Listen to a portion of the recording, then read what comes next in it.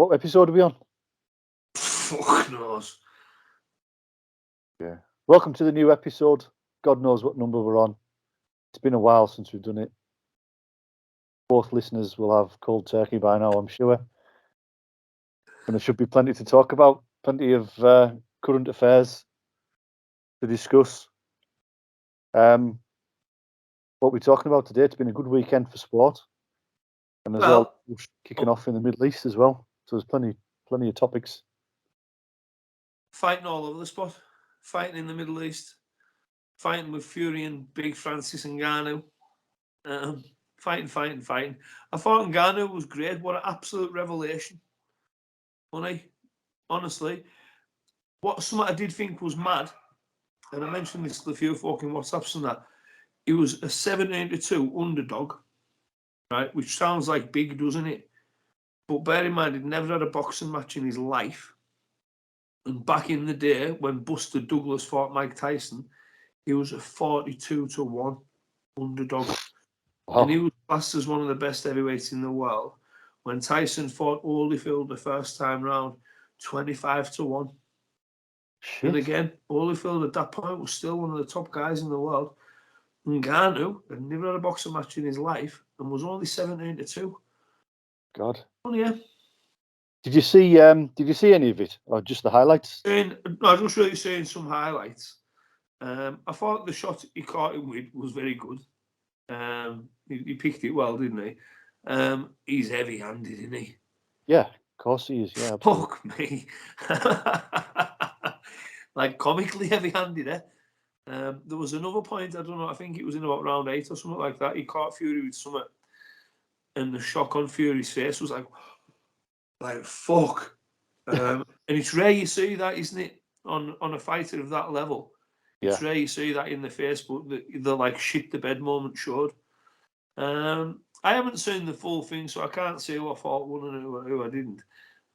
When I do watch it, the best thing to do, I always think, is to watch it in complete silence with no commentary. Yeah. And draw your own conclusion that way and not be swayed. So I'll try and do that with it. Yeah, I followed the commentary on the BBC website. Unfortunately, even though I hate the BBC and what they stand for, their sporting reporting is really good. So I was following it on that, and I couldn't believe it. I was just hoping that he wasn't going to get sparked out in Ngannou, because I really thought that Fury would just pick him apart, especially as he'd said he'd committed himself for 12 weeks, which, looking at it in the highlights, doesn't look like a 12-week training camp. Yeah, fuck knows what he's doing for 12 weeks. He was the same weight as he was when he fought Wilder. Right. And he never looks in shape, but he looked similar to the similar sort of Nick that he looks when he's in shape. So I think he probably did take it reasonably seriously, you know. I think he just got a fucking shock. Yeah. I was the same as you. I didn't want to see Ngannou get humiliated. Because he seems a really nice lad, doesn't he? And yeah, I hope he didn't just get showed right up. Because I could just sort of in my head, I had this image of Fury just sticking him with jabs and right hands, just willy-nilly at points, and, you know, and humiliating him and beating him. But I didn't want to see that. I don't really like seeing a fighter get a good fucking hiding like that. So I was hoping that didn't happen. I couldn't fucking get over it when I got up, because I didn't bother watching it. I stayed up like that, and I got up and I looked on my phone. The first thing I seen was all the messages come from my WhatsApp across the top of my screen from the lads from the gym. And I'm like, what the fuck are they talking about? And then I had a look and I was like, no way. Brilliant result for him. Yeah, really good. I mean, whether it was, I don't know. I'm not qualified enough to judge boxing, especially off a highlight reel, which is what it was essentially, just the highlights of the 10 rounds. But obviously, all the hype was Ngannou had got robbed. I think like you, I think he's been clocked early, and it shook him to his boots, and he's thought, "Fuck, I'm in some fucking trouble here if he catches me." Because Fury caught him as well, and on the chin, and he just absorbed it. You know, didn't show any sort of fear or anything like that. Chin, hasn't he? Yeah. But look at him, though. Look, I don't think there's ever been a physical specimen like that in a boxing ring before. 19 stone, £6, I think he was, of like solid fucking muscle. Like, fuck me. You've never seen out like him, have you? What was interesting was the fact that he could box. Compared to his open workouts, where he kind of duped everybody, I think, a little bit, because he just looked like a static monster, didn't he? He was just like going through the motions, like punching, like He looked cack. He looked horrendous. I'll be honest, I was watching them, and I was just thinking, like, no one can be believing this, because we've seen him punch much harder and faster than that in MMA. With you know his kit, and he's there on the pads. You know he doesn't do that. You're seeing him nearly put Alistair Overeem's head in the fucking back row. You know he doesn't punch like that. So, and there's all these people going, like, you know, lols at Ngannou's boxing, shit like that. Like, fucking, and I just was thinking, you can't think that's real. But evidently everybody bought that. I'll tell you what it reminded me of a little bit, obviously on a lesser level. Do you remember when Brett McDermott posted a video of himself on Facebook? I think he got called up at short notice, maybe to fight that Ollie something, the big bodybuilder. And it was on quite a high profile show, wasn't it? And people were saying, "Oh my God, look at him hitting the bag," and he was just plodding, just going through the motions. 1-2 low kick, 1-2 low kick. People were going, "He's shit" and all this, and then he turned up, and he turned all his lights out. And it was like, look, people that jumped on, because you can't tell when you look at someone. Because Brett did look a bit static in that, didn't he, when you're seeing him? But he was just plodding, wasn't he? Mate, and I tell you what, he was a lot fucking harder work than he looked. His timing was pretty good in that, and he was always in super shape, wasn't he? Yeah. So like he could work hard every second of a round. Like, yeah, I found him quite hard work. And like I say, he wasn't like on that video. You'd have looked and thought rubbish, wouldn't you? But it just shows, doesn't it? But it's just the typical response, you know, without just taking things at face value. Like obviously the Ngannou open workout. It's like, well, no, there's obviously a bit more to it than just this. Otherwise, why would he get the opportunity? But yeah, it was good. It was a good. He made a good account of himself. Fury looked shell shocked when Usyk got in the ring and they did the face off. Fury was all over the place. I thought he's usually quite coherent and his conversation and his patter flows, but he was all over the place. I really think he had that. You know, when you get a flash knockdown and you don't really know where you are, but you're still kind of fairly semi-conscious. Yeah, I think he was a bit like that, sort of scrambling underwater a little bit. He definitely wasn't all together, was he? He'd had his bell rung, and then, like I say, he got his bell rung again later on. Didn't he have to get him dropped? He got caught again, and he must have got that flash. You know, like fucking I think though people are all saying now, because again, everyone's an expert there, and everyone's now going, "Oh, he's got no chance against Usyk now." It's got fuck all to do with that, has it? No. He just got hit by the hardest puncher in the whole world ever and got hurt a bit, but still managed to win. That's got fuck all on a very small, very mobile, very skillful heavyweight, has it? It's got fuck all to do with it. It's a completely different fight, isn't it? I still think it's a very interesting fight. And I think if Fury isn't on top form, I think he'll lose. I think he'll have to be at his best to beat that Usyk. Well, if Usyk's at his best. But I tell you what, he'll have been watching that, won't he? And he'll have been thinking, I'll have this. He'll have been fancying it on the back of that, won't he? Because he'll have been thinking, if this big clumsy lad's hitting you, doing all right, well, I get it. Because he's like Fred Astaire, isn't he? Yeah, he's so nimble, so like got so much finesse, hasn't he? For a big guy. Yeah, well, we'll see. Moustache a bit like you. Oh yeah. The power tash has come out for November, David. Good mate. It's Halloween. good. We'll see what kind of reaction it gets, but I'll need it this month. Big month for lifting weights, David. I need the power tash. Oh, definitely. So go on. I was just going to say, so the other pinnacle of sport, the weekend, obviously we had the Rugby Union. And we had the Rogue Invitational, didn't we? Oh yeah. I think that looking at the videos that Saltman put out, there was question marks over the equipment that these events that designed. I mean, they're totally ostentatious, over the top events. They're amazing looking kit, don't they? Yeah. But they've maybe took it a little bit too far, haven't they? It's trying to be too clever, I think. The Wheel of Pain was the pinnacle, wasn't it? Oh, which was that one? The one like off corner that they pushed.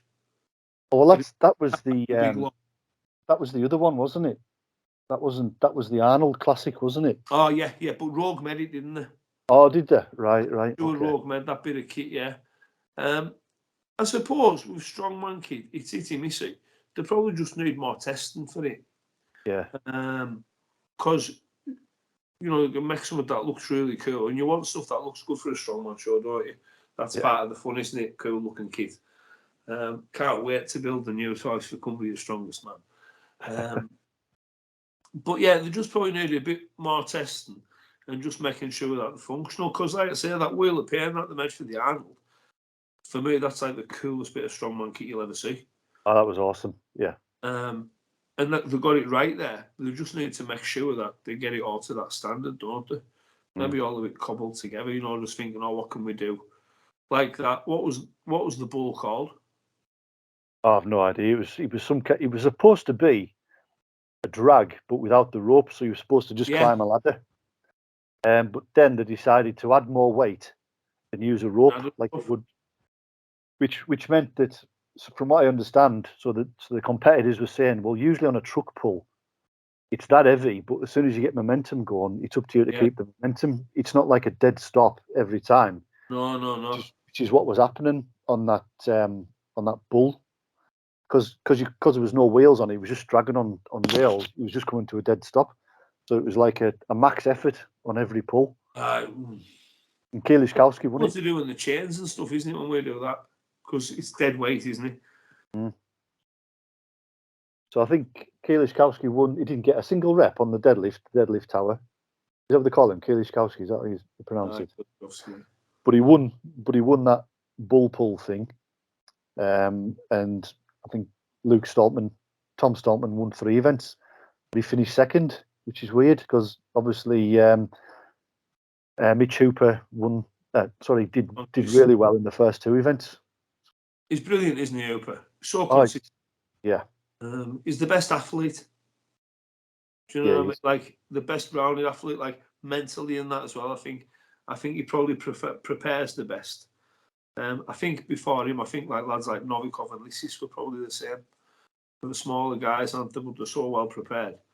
The Techers is brilliant on everything. I think they're awesome to watch. They're awesome watching them train, awesome watching them compete, because like the Stoltman, Brian Shaw, Hafthorne and that, you should be the fucking world's strongest man, shouldn't you? You're nearly tall and fucking Fetty Stone, you should be the world's strongest man. Them smaller guys, the guys like Mitch Hooper, I know you say, like I'm about to say only, but he's only about 140 kilos, isn't he? And that is a lot lighter than some of the big lads, isn't he? But like, look at him, he's looking unstoppable, isn't he? Yeah, it's between him and Tom, isn't it? I mean, the week before they came first and second, but it was the other way around. Tom Stoltman won it, and Mitch Hooper. Was it like the Giants Live thing or something? Yeah, it was the final one of the Giants Live tour in Glasgow, and then a week later, flying out to Texas to do that. I mean, fucking hell! Imagine what your central nervous system must be like after redlining one weekend and then having to do it again. Jesus Christ! Take a lot out of your body, wouldn't it? Yeah, absolutely. Think how you felt after Cumbria Strongest Man. It's the same time. I know. Fucking hell. Didn't see you for a fortnight. You just fell off the fucking map for a fortnight. It's fucking horrendous. So you got to tip your hat to them guys to doing that. They're both young athletes as well, I guess. I mean, you can see Luke sort of drifting off a little bit. He's kind of getting further and further down the standings tables as the events go on. But you just wonder whether he's heart in it at the moment or not. Also, physically, you've got a shelf life, haven't you? Yeah. Maybe that's part of what Fury's problem is as well. Yeah, possibly. Yeah. All the weight fluctuations and that. You know, he's abused his body a bit. Doesn't do you the best in terms of the aging process, does he? Mm. And you see the guys that have prolonged careers in sport and the journalists that look after this, aren't they? Mm. Yeah, he's a right fat get, isn't he? Let's be honest. His fucking body's like terrible, but you can't argue with his ability. He does, but yeah, like he obviously hasn't got the healthiest lifestyle, has he? No. That it affect your longevity in sport, doesn't it? On the So also, go on, mate. Is that what we're going to say? What? Were we ready to move on to more serious things? I was just going to say about the rugby World Cup final. Go on, tell Egg chesses. I like proper rugby, just to wind up all the rugby league fans out there. That's it. All our subscribers are West Cumbrian, and you've just alienated all of them. That's it now. I love it. I love shit staring. But yeah, proper rugby. What a spectacle that was! The World Cup over the past month or so. Yeah, I mean, I know rugby league's a tough game. Don't get us wrong, and I'm not taking anything away from it. But rugby union, fucking hell, the amount of physical endurance them lads must have to build up and go through. It's quite phenomenal. I don't know if you watched it, David. I watched any of it. Can I just? Are you saying that you believe that rugby union is an harder game than rugby league? At that level, yeah. Well, so just at the top level, at the highest level, you think at the highest level, game than rugby league? Yeah, you'll be getting a hate mail. Oh yeah. Les Smallwood. I hope Les Smallwood doesn't say this. He'll be sending you like stuff in the post. Yeah, I do. I think the athletes are bigger. I think the way they contest for the ball is more rigorous. It's more like a wrestling match in some cases, which is probably the hardest sport in the world anyway. Agreed there. And you're getting lads that are like 6'7", 6'8", battling for the ball and looking and mauling and look out to spot it well, strongest man, would they? No, not at all. And you had the two best teams battling it out on Saturday night.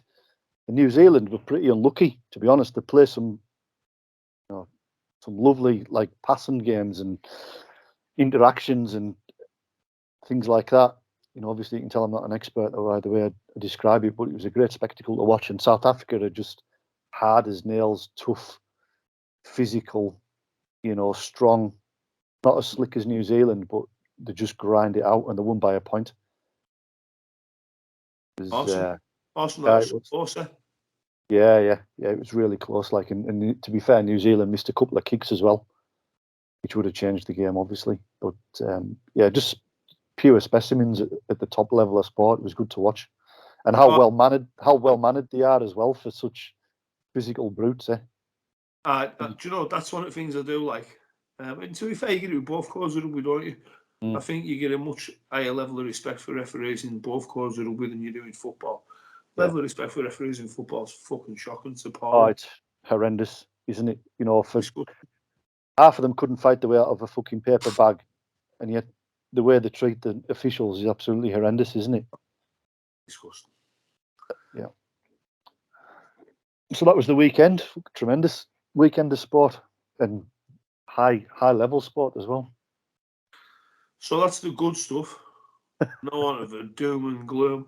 I tell you what, honestly, you wouldn't want to be Jewish, would you? At the minute, in anywhere. Like, did you see that fucking carry on in Dagistan? No. You not seen that? No. Some crowd of Muslims stormed the airport in Dagestan because there was a plane coming in from Israel. And they're like fucking ripping through the airport, fucking wrecking the spot, and that loads of people got injured and that to get at these Israelis on this fucking plane. Oh. Because it's a really Muslim country, isn't it? It's one of the more Russian countries, Dagestan. It's where Khabib's from. Yeah. So they're all obviously fucking nail. Yeah. Everyone in the fucking UFC is from Dagestan. It's nails. So you've got the country of the most nails people in the world hating you for starters. But when you think, like, they reckon that in London, the feeling's really strong, aren't they? And I don't know the name of the little skull caps and that, but apparently parents are telling the kids not to go out wearing them and that. Yeah, Yamulkas or something they call them. Yarmulkes or Yamulkas or something. Sounds a bit like fucking 1939, doesn't it? Don't wear your fucking Jew stuff when you go outside. Yeah, I mean it's a difficult one, isn't it? Because the Palestinians claim that their land's been invaded and they've been usurped, and there'll be all kinds of horrible things going on that we never get to And hear. do you know what? They've got a point, haven't they? Probably like it's one of them things where they've probably all got a point, and they all need to live somewhere, don't they?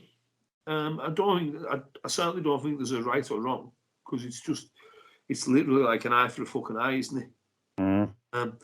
But like I say, I was just watching this thing in Dagistan, and to be fair, like, not a particularly fearful person. I don't watch many things and think, fuck me, that would have scared me, especially not like sort of confrontations with people and that. But honestly, I'd have been scared, man. Because, like, the guy, honestly, watch the videos. I'll try and put some videos at the end of this, or I'll cut some in here or something like that.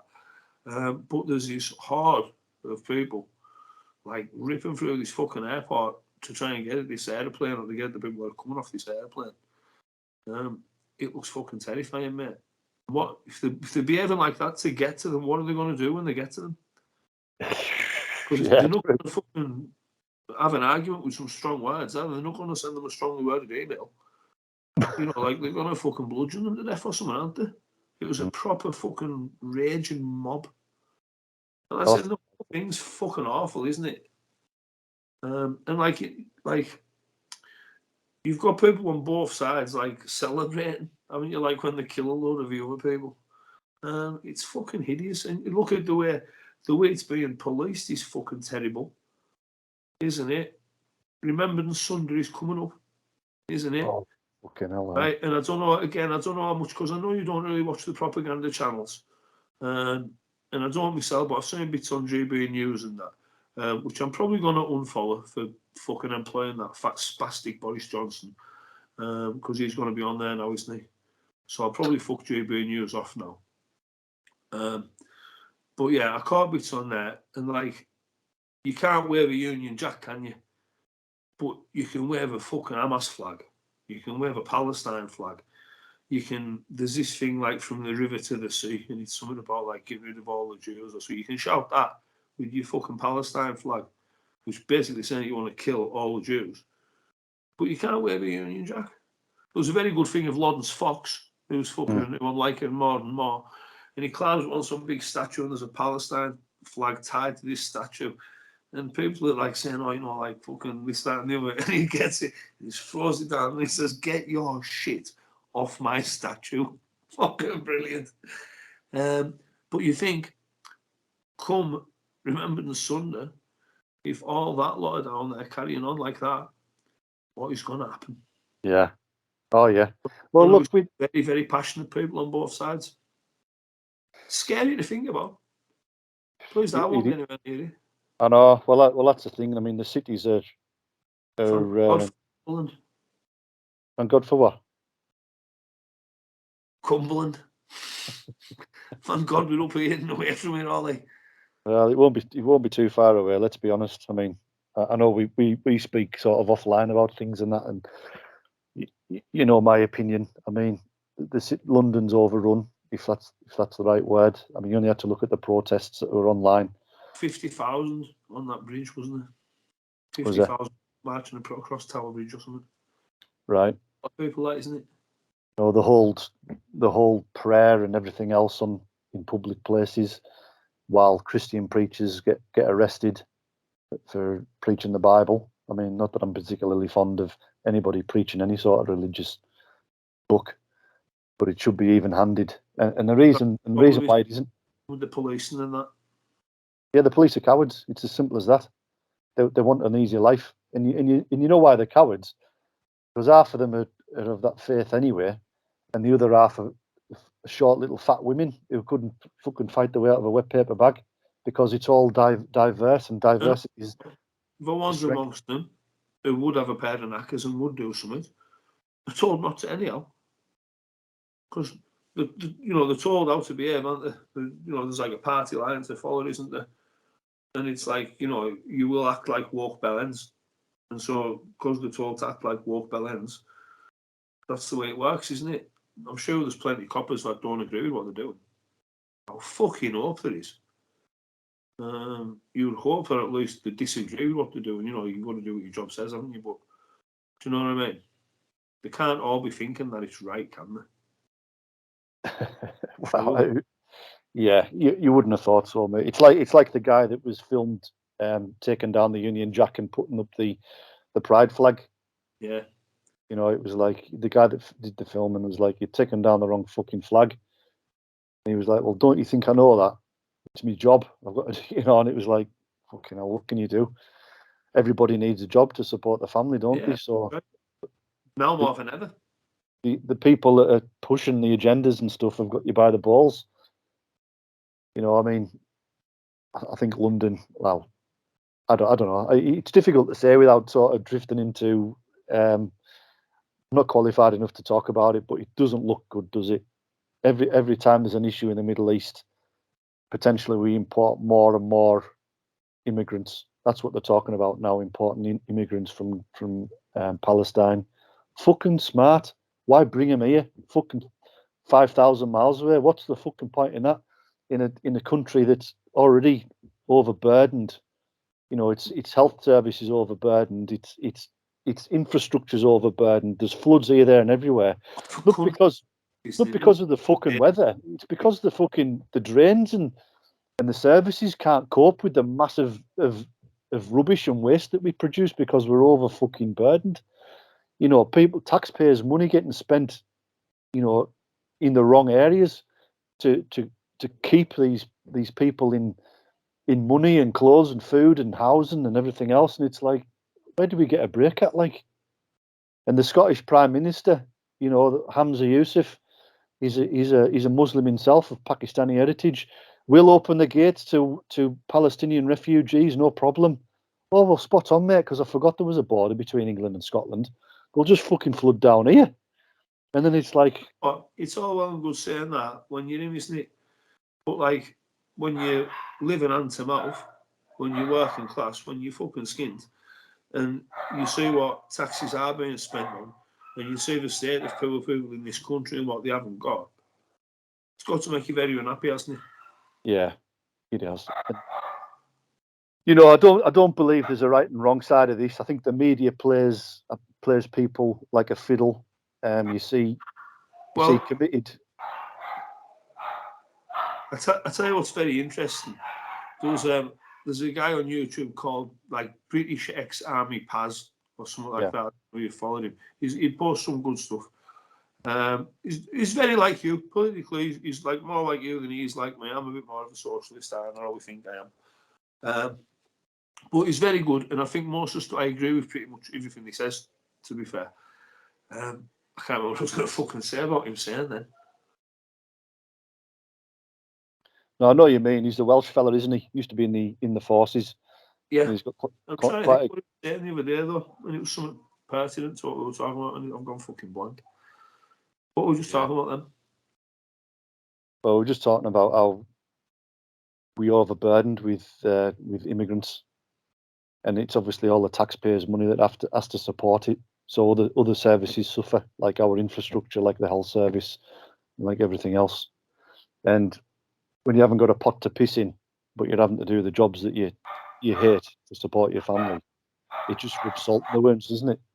Can you hear that dog barking in the background? Well, if it makes you any better, David, mine just threw up on the floor. That's what I was looking at. I don't know why it keeps fucking barking. So look, it's an interesting one, isn't it? It's either you support one side or the other. No. Oh, like me and you, we don't support it, do we? Because it's all fucking awful. They're all just happy to kill kids and women and fucking old people, and they don't give a fuck, do they? They hate each other that much, and they're talking about ceasefire now. They're like that. Like the ceasefire will work like it's like a fucking stick and plaster, isn't it? It'll work for like a couple of months or something. I don't know what they're ever going to do. You can't ever see it being peaceful, can you? No. There's fucking no chance. Because there's such a level and a depth of hatred, isn't there? Like, How are you ever going to get rid of that? It's run generations deep, isn't it? You'll never get rid of that. And and again, there's all this stuff now. People are talking about whether it's going to get bigger, aren't they? Fucking, there's some big American aircraft carrier floating about out there, isn't there now? And there's talk about Hezbollah and Syria and Iran. And well, if they do this, America are going to do it. And you're just like, where the fuck is it going? And imagine, right? Because imagine the fucking carry-on you've got on the streets at the minute. Imagine the fucking carry-on you'll have on the streets if it goes off and turns into a big fucking war.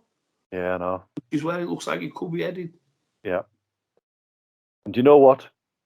You still get these people that scream diversity is a strength. Well, if there's anything that proves that diversity isn't a strength, it's the fact that Muslims and Jews can't fucking live together in the same country. But it's okay. We'll get them all over here, where we've got Muslims, Christians, Sikhs, Hindus, and Jews.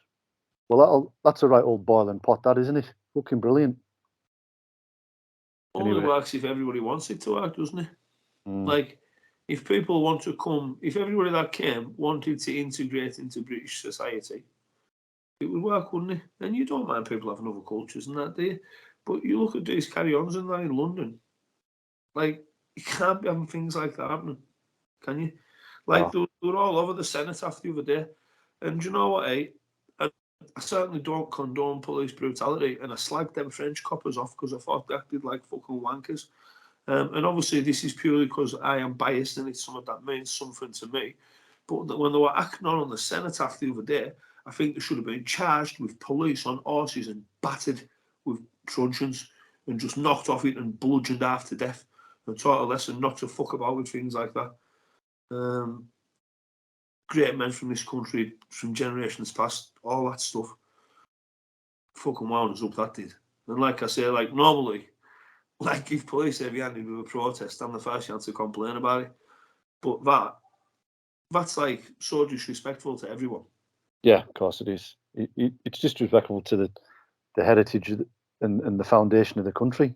And well, to be fair, the foundation of the entire fucking world. Because if it wasn't for the people that the cenotaph and that's all about, we'd all be fucking speaking German, wouldn't we? There definitely wouldn't be any Jews. There wouldn't be any fucking Arabs neither. Because the Germans would have fucking got shot with a lot of them if it wasn't for the likes of my granddad and the people that died in the war. Well, it's that simple, isn't it? Because maybe it wouldn't have been a bad thing. Just saying. Boom.